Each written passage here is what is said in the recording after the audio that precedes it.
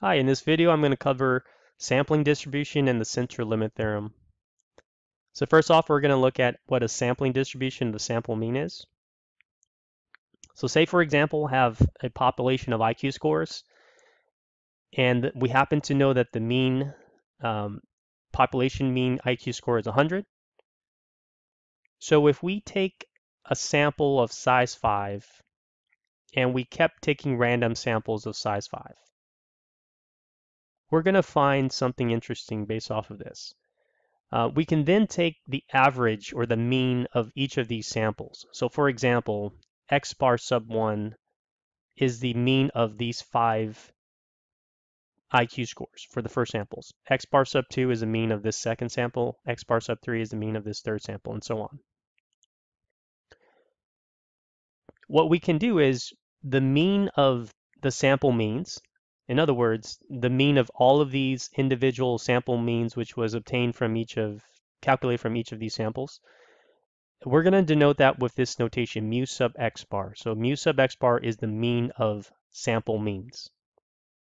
And what we find is that mu sub x bar targets the population mean. In other words, the population mean, which was 100, when we take the average or the mean of all of these sample means, we're going to find that it's approximately equal to 100. Furthermore, when we take these sample means and we plot them on a graph, we're going to find that it's approximately normally distributed. This is what we call the sampling distribution. So sampling distribution is the distribution of the sample means. All of these sample means which we attain from all of those individual samples of size 5, when we distribute them, this is what we refer to as a sampling distribution. And this leads us to a very, very important theorem called the center limit theorem. The center limit theorem states that for all samples of same size n, if n is greater than 30, so in other words, if the sample size is greater than 30, the sampling distribution is approximately normal. So when we distribute all of those sample means, we're going to get that the graph is approximately normal. Furthermore, mu sub x bar, which is the mean of the sample means, is equal to the population mean. And then the third thing is that sigma sub x bar, which is the standard deviation of the sampling distribution, is equal to the population standard deviation divided by the square root of n, which is the sample size. N is the sample size. A very important note, the original population can have any distribution. So first of all, when can we apply the central limit theorem in a sampling distribution? Number one, these are the requirements. The first requirement is that the original population is normally distributed and or the sample size is greater than 30. So let me kind of explain this a little bit better. One of these has to be met. Either the original population is normally distributed or the sample size is greater than 30, or both can occur. In those cases, if both one or the other or both is true, then you can apply the central limit theorem for the sampling distribution. All right, so let me try to make sense of this by looking at a problem. So the problem here is one of your homework problem, and it states that women have head circumferences that are normally distributed with a mean given by, so here's the mean head circumference for women, and the standard deviation of 0.6 inch. All right, so this is a multi-part problem. So part A says, if a hat company produces women's hats so that they fit head circumferences between these two circumferences, what is the probability that a randomly selected woman will be able to fit into one of these hats? Okay, so in this case, we're only looking at one woman. We're calculating the probability that one woman, like a randomly selected individual woman, will be able to fit into this hat. All right, and we know that the hat circumferences is between those two links. So in this case, we're actually in a population distribution. So anytime we're dealing with an individual data point or individual person, we're in the population distribution. So we're given that x, which is women's head circumference. Just denote that as circum. We know that it's normally distributed, and we also know that the mean head circumference is right there, 21.96 inches, and the standard deviation is 0.6 inch.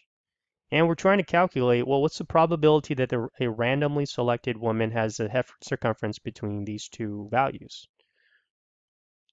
All right, so let's see. Here's 21.4, and then 22.4 is, let's say right here. So we know that the area under the curve, the whole entire area is 100% of all women's head circumference, but we're just looking for the percentage or the percentage in between here, right? Which is going to be our probability that we're trying to look for. All right, so we know using the TI calculator, whenever we're trying to find an area under the curve, we're going to use a function called Normalcdf. So Normalcdf. Normalcdf takes 4 inputs. The first one is the lower bound. So the lower bound in this case, under the shaded region is 21.4, and the upper bound under the shaded region is 22.4. So the first input is 21.4. The second input is the upper bound, which is 22.4. The third input is the mean. So the mean is 21.96. And the fourth input is the standard deviation, which is 0.6. Okay, so I'm going to input this into the calculator just like this. Let me show you guys how to do that. So we're going to go right above the vars, we have distribution. That's what we want to access. So we're going to go second vars, and we're going to select Normalcdf. Some of you guys are going to get this screen. Some of you guys are not going to get this screen. You're going to get Normalcdf with a parentheses. In that case, you would have to input it just like this with the commas, right? Lower bound, comma, upper bound, comma, mean, comma, standard deviation. And the comma, just a lot students have a lot hard time figuring out where it's at. It's right above the 7. Okay, so the lower bound would be 21.4, upper bound is 22.4, the mean is 21.96, standard deviation is 0.6. All right, so we're going to go here and paste, and then we're going to evaluate. So here's our answer. So the probability that a randomly selected woman will be able to fit between this hat would be right here. So 0.5930 rounded to 4 decimal places. So approximately 0.5930. Okay, so let's look at the second problem. So the second problem says, if the company wants to produce hats to fit all women except for those with the smallest 1.25% and the largest 1.25% head circumferences, what head circumference should be accommodated? So we're looking for the minimum and maximum head circumference such that we're excluding the bottom 1.25% and the largest 1.25%. All right, so let's draw this. So we're in a population distribution because we're dealing with just individual women's head circumference. And we know that it's normally distributed. So it has a distribution like that. The mean stays the same. The mean is 21.96 and the standard deviation is 0.6.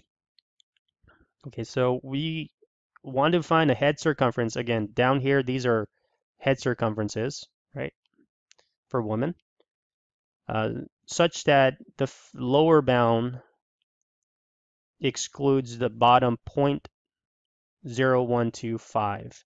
Again, that's 1.25% converted to a decimal. And we're excluding the top 0.0125. So we want to find those. This would be our minimum. This would be our maximum head circumference. So let me just show you guys how to find the maximum. So for example, whenever we want to find a value down here on the horizontal axis here, we're going to use a function called inverse norm. Inverse norm takes its first input is the left area. area to the left of the value that we're trying to figure out. So in this case, we're trying to figure out this value right here, this x value. We need the area to the left. We need that area. We're given the area to the right here, but we don't want that area. We want to input this area.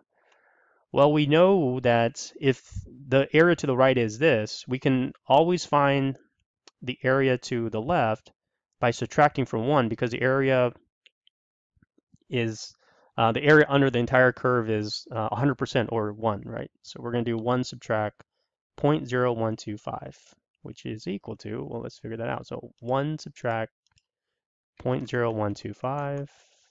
So this is 0.9875. All right, so in this case, we're going to input that right there. So 0.9875. The mean is the next input, and then the standard deviation is the third input. So the mean is 21.96, and the standard deviation is 0.6. All right, so if I do that, so we're going to do second vars. We're going to go to inverse norm. Area is 0.9875. Mean is 21.96. Standard deviation is 0.6. And then paste. Again, if you have a TI-83 or some TI-84 calculators, you won't have that screen. You're going to have to input these separated by commas. All right, now we're going to evaluate. Press enter to evaluate. So the maximum head circumference would be 23.3 inches, approximately. You can figure out what this value is by doing the same thing, right? Putting inverse norm, but now the area to the left is the 0.0125. And then that's how you would figure that out. Okay, moving along, let's look at question C. So question C is a little bit different. So it says if 11 women are randomly selected, so take note, this is a sample of 11 women. Prior to that, when we were up here, we were dealing with individual women's, but now we're dealing with a sample of 11 women. What is the probability that their mean head circumference is between 21.4 inches and 22.4 inches? All right, so let's answer that question first. And I want to emphasize again that this is a sample that we're dealing with. We're dealing with a sample of 11 women, which means we have to look at a sampling distribution if we want to figure out the probability of that. We need to look at a sampling distribution where n is equal to 11. So if you guys recall, down here, these are not x's, these are x bars, where the x bar here represents means of 11 women head circumference. All right. Now, the first thing you need to ask is, can I apply the central limit theorem? Remember those two rules. In order to apply the central limit theorem, either the original population is normally distributed or the sample size is greater than 30. In this problem, the sample size is not greater than 30, it's 11. However, we're given that head circumferences are normally distributed right here. So we're given that head circumferences are normally distributed, which means we can apply the central limit theorem. And what the central limit theorem says is that the sampling distribution is approximately normal. Furthermore, the mean of the sampling distribution, mu sub x bar, is equal to mu, which is this population mean. So the population mean was 21.96. Let me just write down what the central limit theorem, the two important things from the central limit theorem. So mu sub x bar is equal to mu, and sigma sub x bar is equal to sigma over the square root of n. All right, so the standard deviation here is equal to the population standard deviation, which is 0.6, divided by the square root of n. In this case, n is 11. All right, so let's just calculate that real fast. So 0.6 divided by second x squared to get the square root sign, and then we're going to put 11 here. So it's approximately 0.18. So 0.18. Now, given that, we're trying to figure out the probability that their mean head circumference, meaning these 11 women's mean head circumferences, is between these two values. All right, so that's 21.4 and 22.4. Right, so we're essentially trying to figure out that area, which is going to give us the probability, right? Okay, and in that case, we're going to use Normalcdf. Let me show you a little bit of some kind of, give you some pointer to just kind of make things a little easier. So we're going to go to second vars, right? We're going to go to Normalcdf. The lower bound is the 21.4, upper bound is 22.4. All right, so 21.4 and then 22.4. The mean is 21.96. And the standard deviation, instead of inputting the 0.18, you can go ahead and just input this expression. So let me show you how that looks like. We're going to do 0.6 divided by the square root of 11, and then close that parentheses, and then paste. And then evaluate. There we go. So the probability, just kind of box this to separate that. So the probability is approximately, put it right there, rounded to 4 decimal places is 0.9915.